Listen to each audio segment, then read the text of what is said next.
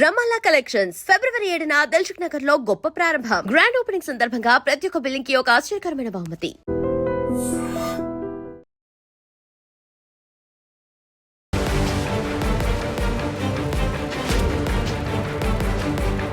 నమస్కారం, welcome to iDream media.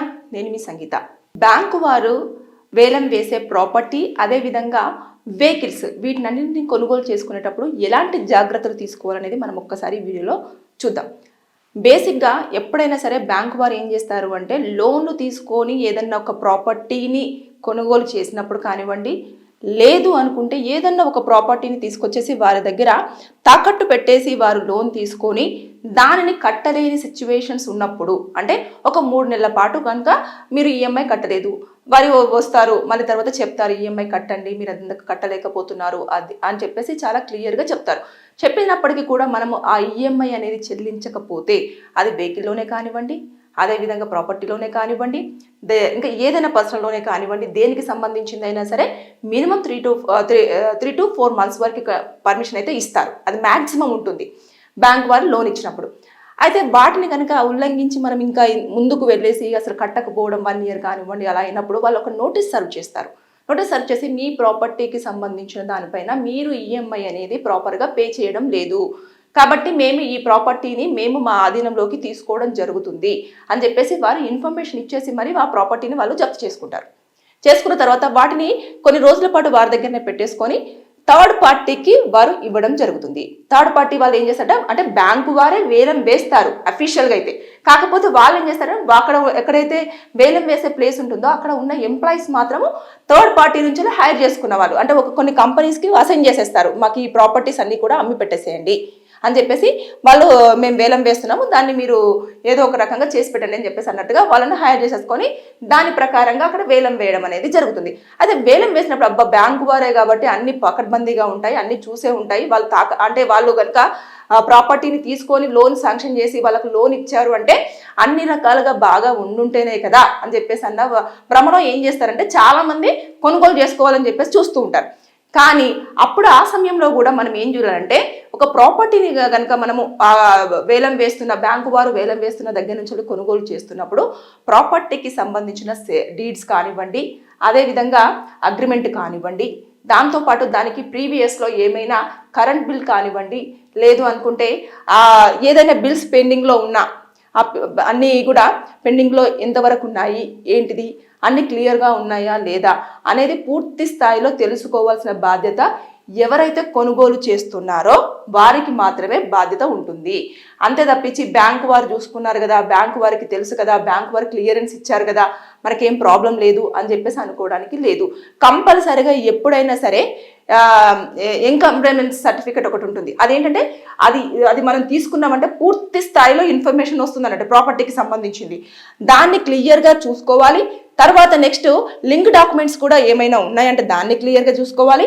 అంతేకాకుండా ఒక 15 నుంచి 30 years వరకు కూడా ఒకవేళ ఆ ప్రాపర్టీ ఒకవేళ ఉంది అని అంటే దానికి సంబంధించిన డీటెయిల్స్ అన్ని కూడా అన్ని ఇయర్స్ పాటు ఎవరి పేరు మీద ఉంది, ఎక్కడి నుంచి ఎక్కడికి వచ్చింది, ఎవరు దాన్ని కొనుగోలు చేశారు, ఎవరు సేల్ చేశారు అనేది పూర్తి స్థాయిలో తెలుసుకునే ప్రయత్నం అయితే చేయాలి.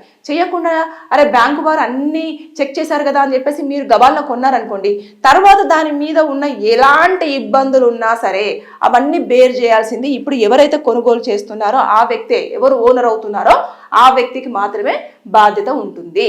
అంతే తప్పించి ప్రీవియస్లో వాళ్ళు కట్టలేదు కదా, నాకు అది సంబంధం లేదు అని చెప్పేసి మీరు చేతులు దులుపుకోవడానికైతే లేదు. ఇలాంటివి జరుగుతున్నాయి కాబట్టి నేను ఈ వీడియో చాలా క్లియర్గా చెప్తున్నాను మీకు, పాయింట్ టు పాయింట్.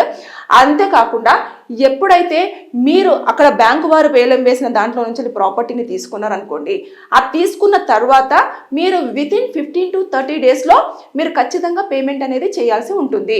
కొంచెం అడ్వాన్స్ ఇస్తారు, ఇచ్చిన తర్వాత మీరు లాక్ చేసుకుంటారు, ఇది నేను తీసేసుకుంటున్నానని చెప్పేసి. ఆ టైం లోపల కనుక మీరు పూర్తి స్థాయిలో ఇన్ఫర్మేషన్ అంతా గ్యాదర్ చేసుకోవాలి.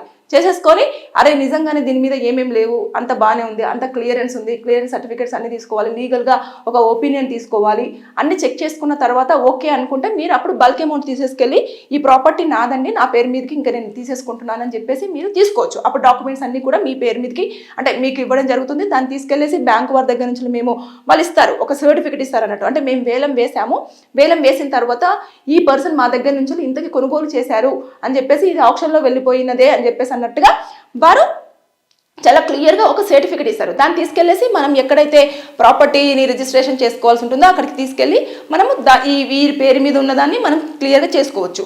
అయితే ఎప్పుడైతే వేలం వేస్తున్నప్పుడు ఈఎంఐ కట్టలేని పర్సన్స్ ఉంటారు కదా, కట్టలేకుండా ప్రాపర్టీ అంతా కూడా వేలంకి వచ్చిన వాళ్ళు అందులో వేలంలో పార్టిసిపేట్ చేసి మళ్ళీ దాన్ని కొనుగోలు చేయొచ్చా అంటే వాళ్ళు చేయడానికి లేదు, థర్డ్ పార్టీ నుంచి చేసుకోవచ్చు. అంటే వాళ్ళు ఇంకొకరిని హైర్ చేసుకొని ఇప్పుడు నా ప్రాపర్టీ ఉంది అది కనుక బ్యాంకు వారు కనుక వేలం వేస్తున్నారు అంటే నేను అందులో పార్టిసిపేట్ చేసి నేను దాన్ని కొనుగోలు చేసుకోవడానికి లేదన్నట్టు. సో నేనేం చేయాలి అనుకుంటే మా సిస్టర్నో మా బ్రదర్నో లేకపోతే ఇంకొకరిని ఎవరినో ఒకరిని నేను పెట్టేసి వారి పేరు మీద దాన్ని కొనుగోలు చేసేసి దాన్ని మళ్ళీ మనం స్వాధీనం చేసుకొని మిగతాది కట్టొచ్చు. కానీ అక్కడ ఏంటి, ఆర్థిక పరిస్థితి బాగాలేక ఈఎంఐలు కట్టలేకనే ప్రాపర్టీ అనేది అక్కడికి వెళ్ళిపోయింది. కాకపోతే ఆ ప్రాపర్టీ మనకు కావాలి అనుకున్నప్పుడు మనం ఏం చేయాలంటే మన వాళ్ళకే వచ్చేలాగా చూసుకొని దాంట్లో పార్టిసిపేట్ చేసేసుకుంటే కూడా సరిపోతుంది. దానికి ఎంత ఉంది ఏంటిది ప్రతిదీ కూడా చాలా క్షుణ్ణంగా పరిశీలించుకోవాలి. లేని పక్షంలో అనవసరంగా ఇబ్బందులు పడే అవకాశాలు అయితే చాలా వరకు ఉన్నాయి. అంటే ఎందుకు చెప్తున్నాను అంటే బ్యాంకు వారు ఖచ్చితంగా లోన్ ఇచ్చేటప్పుడు ఇవన్నీ చూస్తారు కదా అని చెప్పేసి అనే ఒక చిన్న నెగ్లిజెన్సీ తోటి చాలా మంది ఇబ్బందులు పడుతున్నారు కాబట్టి నేను ఈ విషయాన్ని ఇక్కడ చెప్పడం జరుగుతుంది. దాంతోపాటు అక్కడ ప్రాపర్టీ తీసుకునేటప్పుడు లోన్ శాంక్షన్ చేస్తారా అని అంటే ఖచ్చితంగా చేసే అవకాశాలు ఉంటాయి. ఇలాంటివి కూడా బ్యాంక్స్ కొన్ని కూడా ఏదైతే ఇవి వేలంలో వేసినప్పుడు కొనుగోలు చేస్తున్న ప్రాపర్టీస్ మీద అన్ని వాళ్ళు కూడా అవన్నీ ఎంక్వైరీ చేసేసుకొని తర్వాత నెక్స్ట్ క్లియర్గా సర్టిఫికేట్స్ ఉన్నాయా లేదా చూసుకున్న తర్వాత దాని మీద ఎంతవరకు లోన్ వస్తుంది అని చెప్పేసి చూసి లోన్స్ కూడా శాంక్షన్ చేసే అవకాశాలు అయితే ఉన్నాయి. దీంట్లో డౌట్ ఏం లేదు. కాకపోతే మీరు మాత్రం ఎప్పుడైనా సరే బ్యాంకు వారు వేస్తున్నప్పుడు అన్ని పర్ఫెక్ట్ ఉంటాయి అన్న భ్రమలో మాత్రం మీరు వాటిని కొనుగోలు చేయకూడదు. మీకు ఉన్నంత నాలెడ్జ్లో ఖచ్చితంగా దాని మీద పూర్తి డీటెయిల్స్ అన్ని తెలుసుకొని అప్పుడు కొనుగోలు చేయాలని చెప్పేసి నేను ఈ వీడియోలో చాలా క్లియర్గా చెప్తున్నాను. లేకపోతే తర్వాత రోజుల్లో అతను ఏదన్నా ఆస్తి మీదకి సంబంధించి ఏదైనా ప్రాబ్లమ్స్ ఉన్నా లేకపోతే ఇంకేదన్నా ప్రాబ్లం ఉన్నా అవన్నీ కూడా మనమే ఎవరైతే ఓనర్స్ ఉంటారో వారే రెస్పాన్సిబిలిటీగా కట్టాల్సి ఉంటుంది. కరెంట్ బిల్ అయినా వాటర్ బిల్ అయినా లేకపోతే ఇంకేదైనా ఇంకా అక్కడ ఏదైనా కట్టాల్సినవి ఏదైనా గవర్నమెంట్కి చెల్లించాల్సిన ఫండ్స్ ఏదైనా ఈఎంఐలను కానీ ఏదైనా సరే ఇంకా అదంతా కూడా మీరు ఒక్కసారి దానికి ఓనర్ అయితే ఇంకా మీద రెస్పాన్సిబిలిటీ. కాబట్టి దయచేసి నేను ఈ వీడియోలో హెచ్చరించేది ఏంటి అంటే బ్యాంకు వారు వేలం వేసే ప్రాపర్టీస్ కానివ్వండి వస్తువుల విషయంలో కానివ్వండి దానికి సంబంధించిన పూర్తి డీటెయిల్స్ తెలుసుకున్న తర్వాతనే దాన్ని కొనుగోలు చేయండి. లేని పక్షంలో కొన్ని ఇబ్బందులు పడే అవకాశాలు ఉంటాయి. మీరు ఇలాంటి జాగ్రత్తలు తీసుకొని జాగ్రత్త పడాలని చెప్పేసి ఈ వీడియోలో కోరుకుంటున్నాను. Thank you. And for more videos, Please subscribe to iDream. Please subscribe to iDream. Please subscribe iDream. And please subscribe to iDream. For more videos, subscribe to iDream. please like, share and subscribe to the channel. Congratulations, iDream. Subscribe to iDream. Subscribe to iDream. So subscribe to iDream Media. iDream ki iDream team andarki huge congratulations. Please subscribe iDream Media. Please subscribe to iDream. Subscribe iDream. Please subscribe to iDream. iDream అంటే నా కళల channel subscribe చేసుకున్న నోరు తిరుగుతలేదు, మీరైతే గంట గుర్తు కొట్టండి. For more such videos, please subscribe to iDream. Subscribe to iDream. Please subscribe to iDream. Please subscribe iDream Media. Please do subscribe to iDream. Please subscribe to iDream Media. For best entertainment and information, please subscribe iDream. And don't forget to subscribe to iDream.